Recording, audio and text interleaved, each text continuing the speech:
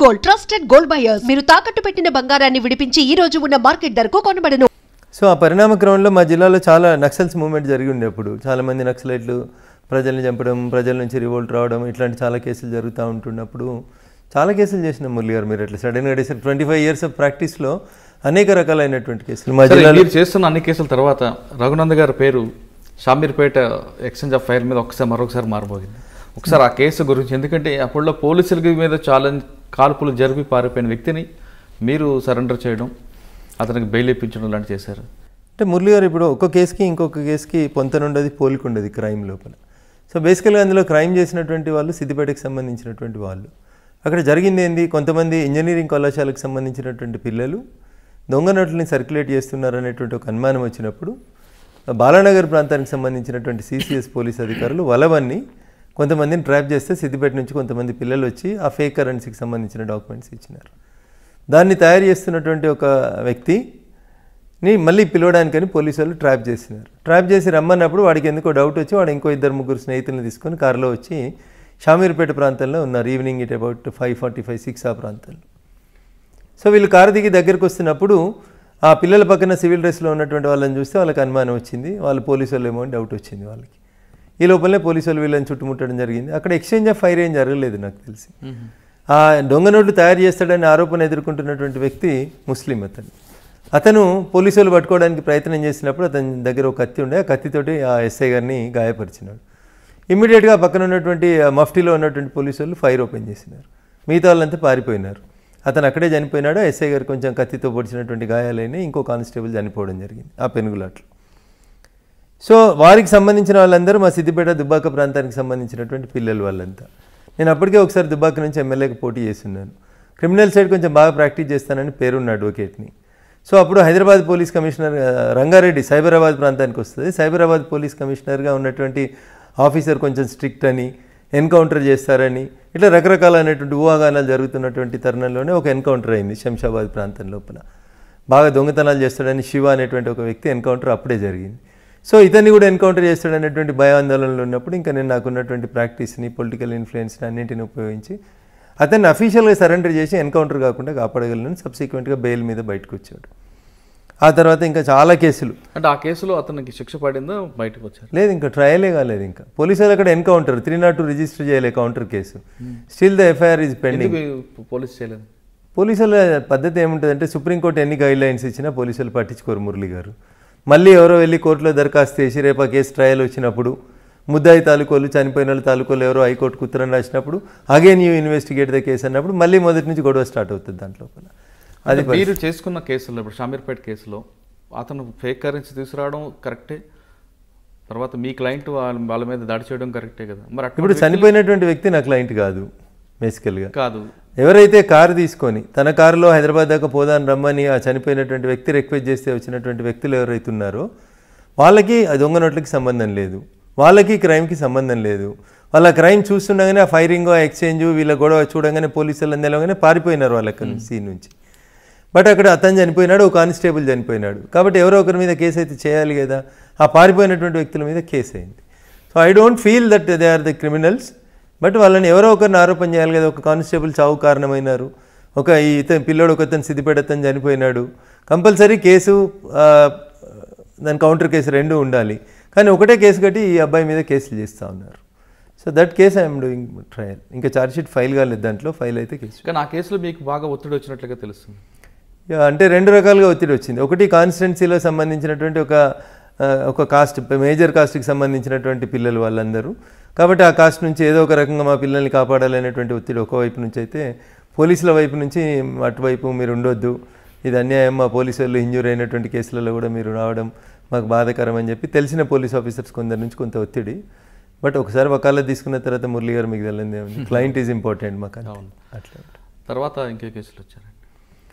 చాలా కేసులు మురళి గారు. ఇప్పుడు నయీం కేసు వచ్చింది, డ్రగ్స్ కేసు వచ్చింది. ఈ రాష్ట్రంలో సంచలనం సృష్టించిన ప్రతి కేసు వెనకాల ఐదర్ అటో ఇటో ఎటో ఒక దిక్కు నేను వకాలత్ చేస్తూనే వస్తూ ఉన్నాను. కాకపోతే రాజకీయాల్లో ఎక్కువ యాక్టివ్గా ఉంటున్నాం కాబట్టి అన్ని కేసులలో మనం డైరెక్ట్ పక్కన పెడితే మీ నయీం కేసు కూడా బాగా సెన్సేషన్ అయింది. అంటే అందులో నయీం 1000 కోట్లు సంపాదించారు, తర్వాత ఒక అసాంఘిక శక్తిగా మారాడు కాబట్టి ఎన్కౌంటర్ చేశాం అని పోలీసులు చెప్తున్నారు. మరి మీరు అటువైపు నుంచి నిలబడి వాళ్ళకి అంటే నయీం కుటుంబ సభ్యుల వైపు నిలబడి మీరు వాళ్ళకి ఏ విధంగా న్యాయం చేస్తారు? ఇప్పుడు నయీం అయిన తర్వాత నేను వాళ్ళ తరఫున వకాలత్ చేస్తున్నాను. మిగిలింది ఎవరు? భార్య, పిల్లలు, చిన్నపిల్లలు, 10th క్లాస్ ఇంటర్మీడియట్ చదువుతున్నటువంటి పిల్లలు, ఒక ఆడపిల్ల 5th 6th చదువుతున్నటువంటి అమ్మాయి. వాళ్ళని తీసుకెళ్ళి హోమ్లో ఉంచారు. వాళ్ళ మదర్ని తీసుకెళ్ళి జైల్లో వేశారు. ఆమె మీద పీడీ యాక్ట్లు పెట్టారు. సరే, నయీం ఏం చేసినాడు అనేది పోలీసులకు తెలుసు, నయీంకి తెలుసు, మీకు తెలుసు మురళి గారు. వైఫ్కి అయితే తెలియదు కదా. వైఫ్ నోటీస్లో ఆమె కూడా బెదిరిస్తుంటే ప్రాపర్టీ అంతా ఆమె పేరు ఉందంటున్నారు పోలీసు. ఐ డోంట్ థింక్ అందులో చాలామందిని ముద్దాయిలుగా చూపెట్టినట్టున్నారు. నయీంకి బినామీలుగా చాలామందిని చూపెట్టినట్టు కనబడతా ఉంది. వైఫ్ పేరు మీద ఉన్నటువంటి ప్రాపర్టీస్ తక్కువ, అందులో నాకున్నటువంటి అంచనా మేరకి. కుటుంబ సభ్యుల పేరు మీద ఉన్నటువంటి ప్రాపర్టీస్ తక్కువ, బయట వ్యక్తుల పేరు మీదనే ఎక్కువ ప్రాపర్టీస్ ఉన్నాయి అందులో. అదొక ప్రైవేట్ సామ్రాజ్యంగా విస్తరించేటువంటి ప్రయత్నం చేసినట్టు కనబడతా ఉంది ఆ case.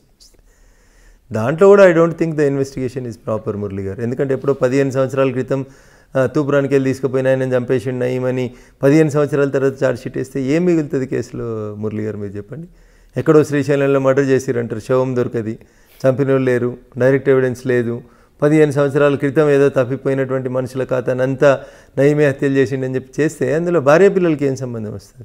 How you will establish the crime? మీరు ఆమె వైపు నిలబడినా సరే పోలీసులు ఆమెకి మళ్ళీ ఆ కేసుతో పాటు చాలా కేసులు అరెస్ట్ చేయడం, రిపీట్గా అరెస్ట్ చేస్తున్నారు. మరి ఆమెకి ఎక్కడ న్యాయం జరిగినట్లు అనిపిస్తుంది? ఇప్పుడు ఒక దశలో మేము దాంట్లో హైకోర్టును మూవ్ చేయాలనుకున్నాం.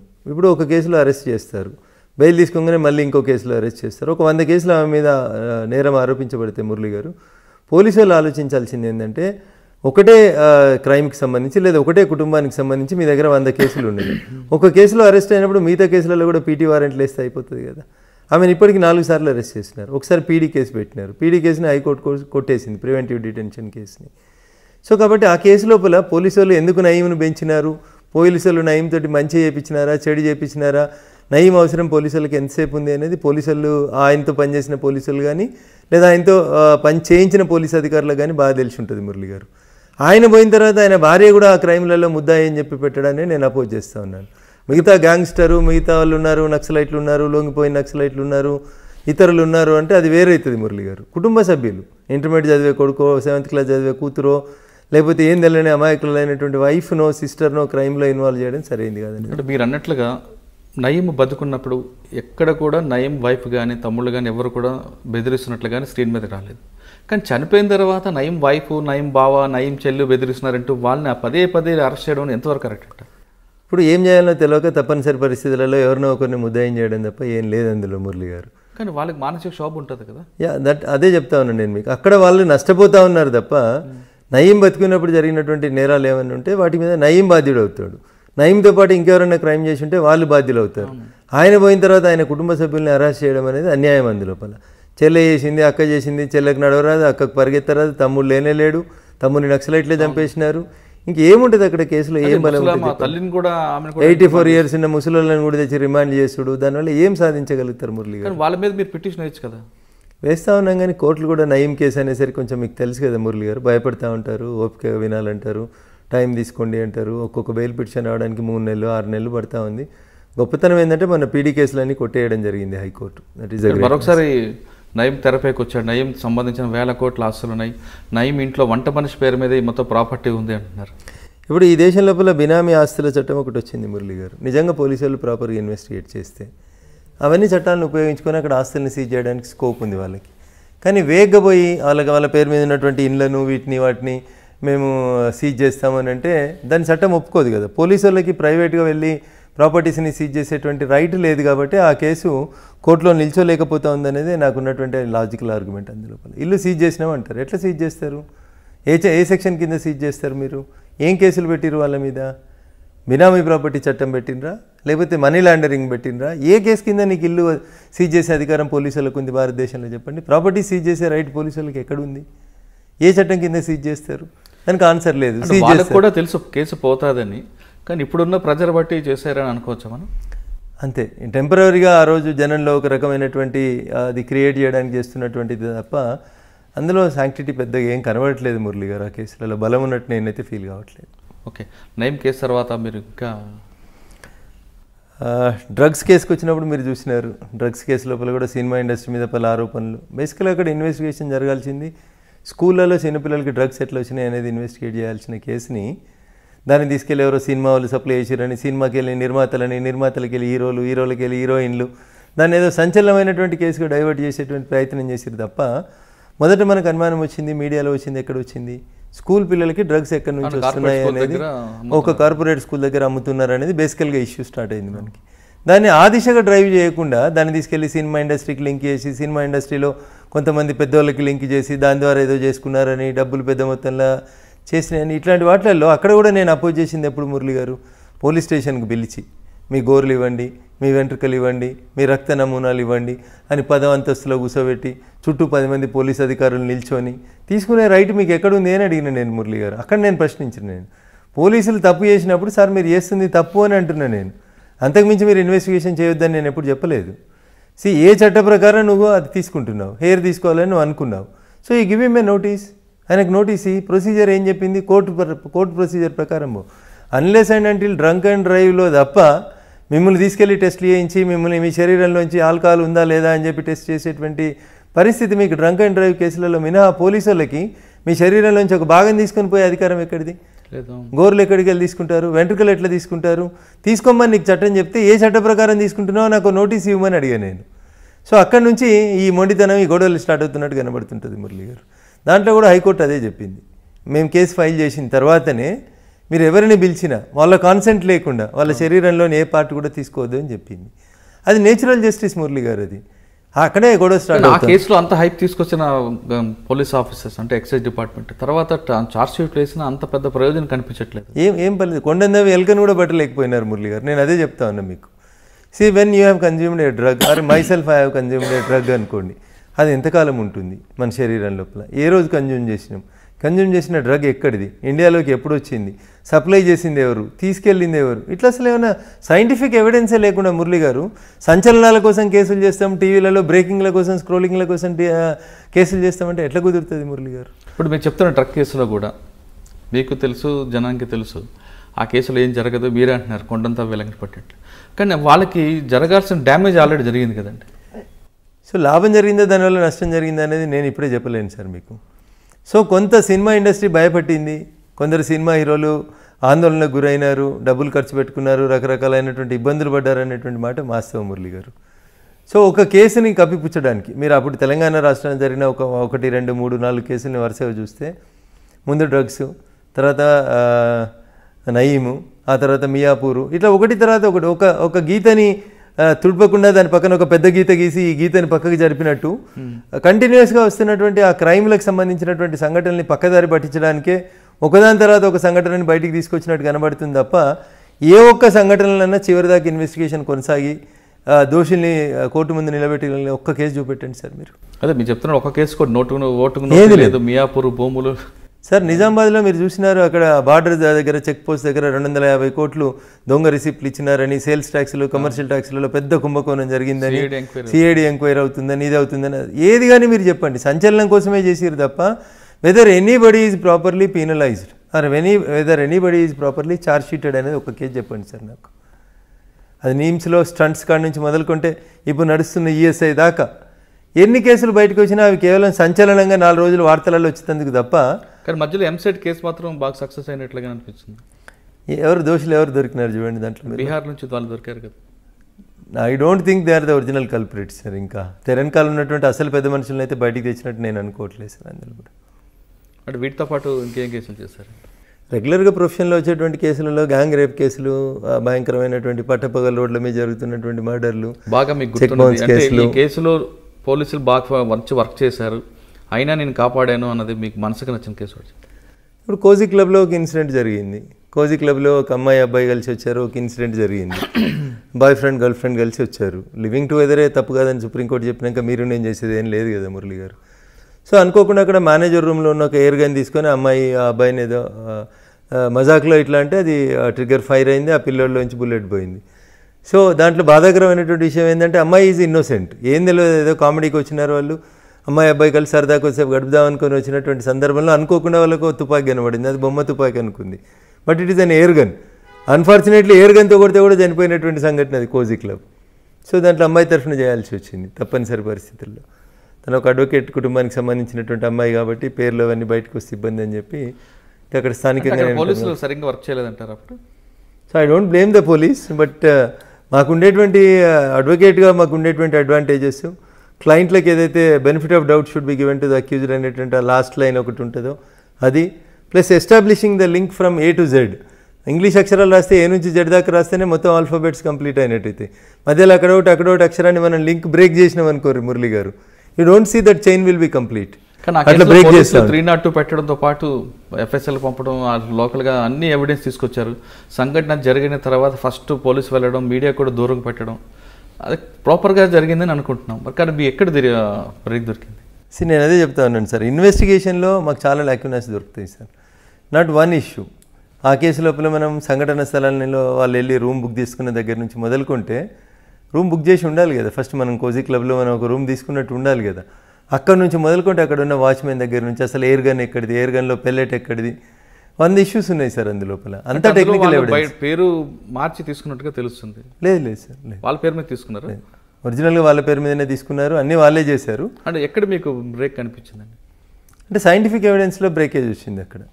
మళ్ళీ నేను చెప్తా ఉన్నా, మీకు ఆ ఎయిర్ గన్ మీద ఫింగర్ ప్రింట్స్ తీసుకోలేదు, ఆ అమ్మాయి ఫైర్ చేసిందని చెప్పి చెప్పలేదు, అమ్మాయి రూమ్లో ఉంది అని చెప్పి ఎవరు సాక్ష్యం చెప్పడానికి కూడా చెప్పలేదు అక్కడ. సో ఇవన్నీ సో మెనీ ఇష్యూస్. వాళ్ళ పేరెంట్స్ కూడా కోర్టుకి ప్రతిసారి కంప్లైంట్ చేసేవాళ్ళు, చనిపోయిన అబ్బాయి వాళ్ళ పేరెంట్స్, అమ్మాయి చంపలేదు వేరే వాళ్ళు చంపినారు, ఆ కేసుని ఆ దిశలో ఇన్వెస్టిగేట్ చేయండి అనేది వాళ్ళు రకరకాల కంప్లైంట్స్ పెడుతూ వచ్చినారు.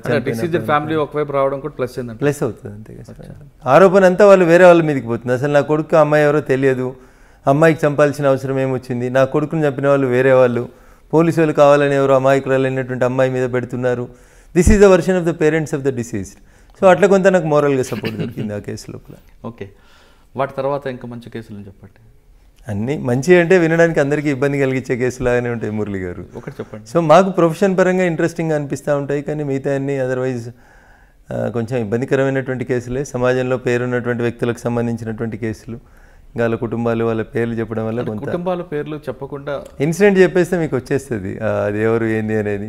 అది కాకుండా అంటే పోలీసు వైఫల్యం ఎక్కడ కనపడుతుంది? మీరు ఇందాక ఫస్ట్లో మాట చాలా కేసులు. ఇప్పుడు ఒక ప్రముఖ టీవీ ఛానల్కి సంబంధించినటువంటి యజమాని ఒక రోడ్డు ప్రమాదంలో చనిపోయిందని, హత్య చేసిరని రకరకాలైనటువంటి ఇష్యూస్ విన్నారు మీరు. దాంట్లో ఏం జరిగింది మళ్ళీ మీకు ఫైనల్గా వచ్చేసరికి?